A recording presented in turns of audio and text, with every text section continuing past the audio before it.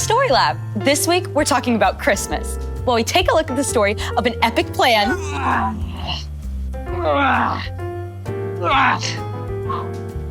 Everything okay? This tree is a beast.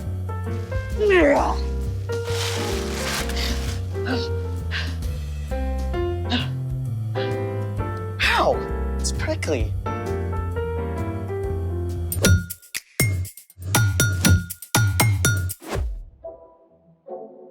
Hey, I'm Skylar. And I'm Sebastian. We're talking about Christmas, which is celebrating Jesus, God's greatest gift.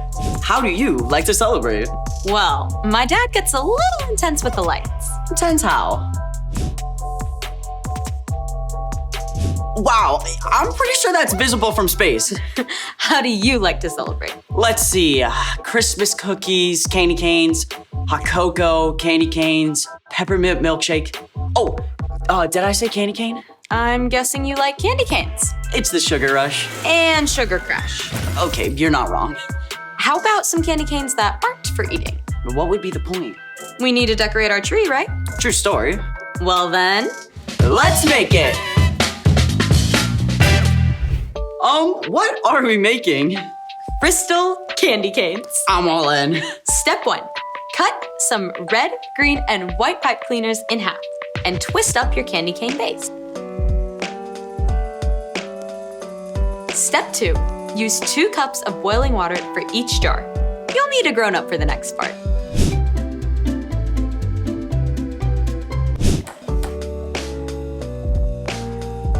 Do we get to use this stuff? Yep, the borax will make the crystals. You'll need 3 tablespoons of borax for each cup of boiling water. So there's 2 cups in this, so we're gonna do... I don't have enough fingers. 6 tablespoons of borax.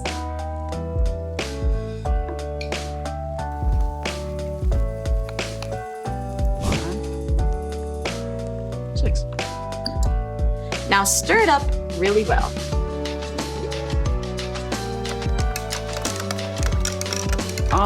Not all the borax is dissolving. That's good. It means we've got a super saturated solution. Oh, is that why we get our crystal candy canes? Yes. Step 3. Now you're gonna hang your candy cane from a craft stick using a ribbon. Like this. Perfect. Now lower it into the glass. It should not touch any of the sides of the glass or the bottom of the glass. Like this? Yep. As the solution cools, more and more borax particles will settle out of the mixture and form crystals. I don't see any yet. Step 4, wait. Why is there so much waiting during Christmas? Speaking of waiting, it's time for... The story before the story. Today, we're in the Old Testament, the book of Isaiah. God had a plan to bless the whole world through one family, the Israelites. But God's people kept turning away from God. It seemed every good king who led the people to follow God's laws Was followed by a foolish king who led them to do wrong, terrible things. But God did not leave them alone. Even in this time of trouble, God spoke to the people through prophets who recorded and shared God's words. 2 of these prophets were named Isaiah and Micah. Which is where our story starts. Take it away. Hey everyone, I'm Erica. As we've heard, Isaiah lived during a difficult time for God's people. The Assyrians were threatening the northern nation of Israel, and the nation of Judah was in danger too. It seemed like there was no hope for God's people, but in the midst of that darkness, God spoke to a prophet named Isaiah. Who will I send? Here I am. Send me. Isaiah spent his whole life sharing God's words during the reign of 4 different kings. Isaiah's name even means, "The Lord is salvation." Some of the things that he spoke were warnings and challenges, but often Isaiah shared words of hope. He spoke and wrote about the time when God would send a rescuer to make everything right. A child will be born to us. A son will be given to us. He will rule over us, and he will be called Wonderful Advisor, and mighty God. He will also be called Father who lives forever, and the Prince who brings peace. Through Isaiah, God was promising to send a child who would become a mighty ruler, a king who would be a wonderful advisor, able to help us make wise decisions, also the very best kind of father, one who always loves and protects us. This ruler would also be a prince who brings peace, and not just the kind that ends wars, but peace between people, between family members and neighbors, and people from totally different backgrounds. Peace between us and God. Isaiah added this: There will be no limit to how great his authority is. The peace he brings will never end. It will last forever. The Lord's great love will make sure that happens. He rules over all. God's love for us is so great that this amazing king will rule over us forever.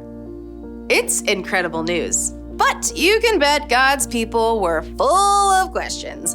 How on earth would they know when this king arrives? God gave Isaiah some answers. The Lord himself will give you a sign. The virgin is going to have a baby. She will give birth to a son, and he will be called Emmanuel. He will still be very young when he can decide between right and wrong. God promised that this king would be born to a young woman and would be named Emmanuel. That means God is with us. God would come to live with us in the form of a person. It was a mind-blowing promise. And God didn't just tell one person about this plan. God spoke to many prophets about it. One of them, a man named Micah, lived around the same time as Isaiah. He came from a small town, but God gave him a message for everyone. Listen to me, all you nations. Micah cared deeply about God's heart for justice, for those who were hurting and overlooked. He also spoke of the one God would send to restore everything. Bethlehem, you might not be an important town in the nation of Judah. Out of you will come from me a ruler over Israel. His family line goes back to the early years of your nation. It goes all the way back to days of long ago. Even in the midst of a dark time, God's rescue plan was underway. God would send a king to be born as a baby in the little town of Bethlehem. That king would be filled with wisdom, would love and protect, and would bring peace between people and God. And even more, that king will reign and live forever. It's a message that brought hope to God's people in Isaiah's time and can bring hope to us today. The end. Wow, I mean, Christmas is epic already, but knowing how God planned every detail, That makes it extra epically epic. Try saying that 10 times fast. Extra epically epic, extra epically epic. Ugh. Okay, twice is plenty. So, what's our part in the story? Well, spoiler alert, God fulfilled those prophecies from Isaiah and Micah, and about 300 more by sending Jesus. The story of Christmas shows us that God is faithful to keep every promise. So we can have hope even when things seem dark. Exactly. Not only did God promise to send Jesus, but God has promised to one day make everything right in this broken world. That should give us amazing hope, even when we face hard things. Like if you broke your arm and you have to miss 3 months of basketball. Or you hear your parents arguing a lot. Or you can't travel to see your favorite cousins at Christmas this year. Even when things are tough, you can know that God loves you and will be faithful to make things right again. It's kind of like with Christmas presents. You know you're gonna get to open them, but for right now, you gotta wait. Even if it seems like forever. I think you got it. See you next time. Bye. So here's the thing. You can have hope because God is faithful, Even when you've got to wait. especially when you have to wait. Oh, hey, are the crystal candy canes ready? Nope. What? They take like a whole day, but I made some last week that are ready. These are so cool. Look how the light shines through the borax crystal. What a great solution for our need for Christmas decorations. Solution? I see what you did there. Thanks for joining us in the Story Lab. See you next time. I like this one right here. Put it up here.